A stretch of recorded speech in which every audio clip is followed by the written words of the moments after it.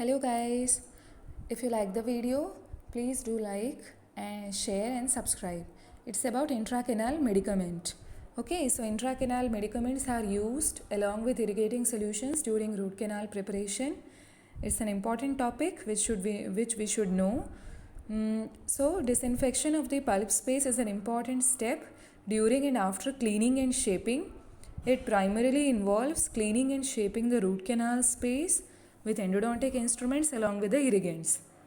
But due to the polymicrobial nature, as we know that in root canal there are various microbes are present.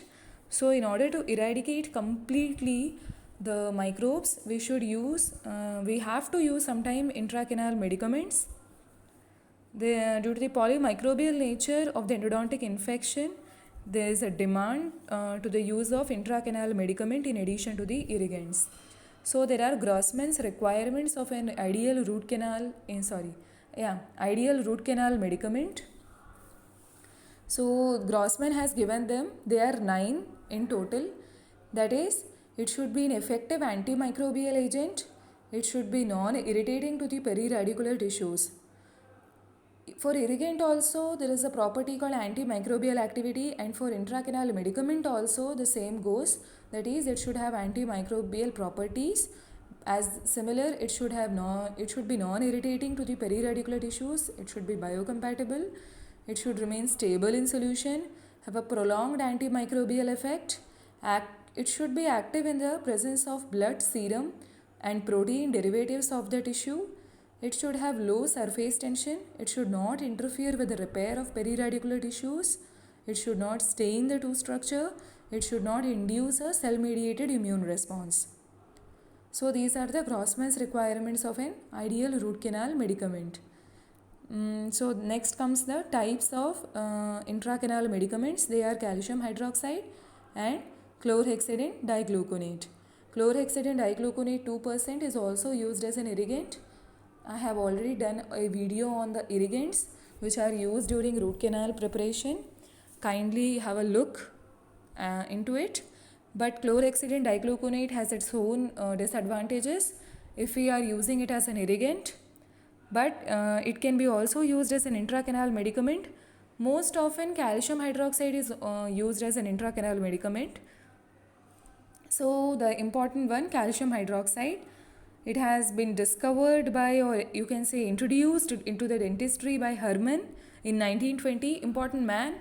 It should be remembered that calcium hydroxide has been introduced by the endodontist throughout the world since Hermann has introduced it into the dentistry in 1920. It is a highly alkaline substance with a pH of approximately 12.5. So next comes the mechanism of action. It is an antibacterial properties and has the ability to reduce, repair and stimulate the hard tissue formation. The bactericidal effect is conferred by its high alkaline pH. As I have told that it has a high alkaline pH of 12.5. So due to the high alkaline pH only, it has bactericidal effect.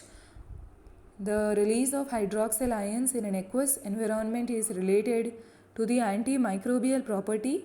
Hydroxyl ions are highly oxidizing free radicals that destroy the bacteria by damaging the cytoplasmic membrane, protein denaturation, damaging the bacterial DNA. So the vehicle means we have also know the term vehicle, what the vehicle means.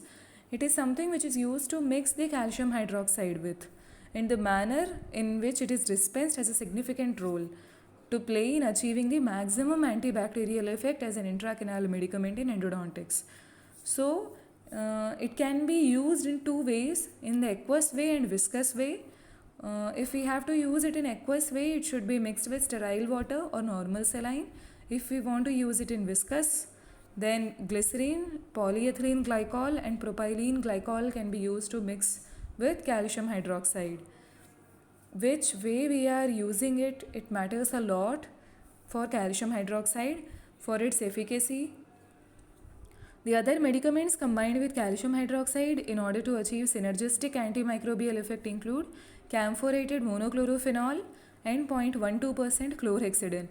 So basically, I have already told in the video of irrigant also, we have to use them in conjunction. We cannot use them as an individual. That is, we cannot use calcium hydroxide as individual. We can use it for a better efficacy along with camphorated monochlorophenol and 0.12% chlorhexidine. Commercially, calcium hydroxide for intracanal disinfection available as a non-settable form which can be removed with minimum instrumentation. So the next comes chlorhexidine digluconate. It has been recommended both as a root canal irrigant and as an intracanal medicament. As a medicament, it can be used as 2% chlorhexidine gel and mixture of chlorhexidine and calcium hydroxide. Chlorhexidine has been shown to be effective against both Enterococcus faecalis and Candida albicans. So this is all about intracanal medicament. Hope you have understood it. Thank you.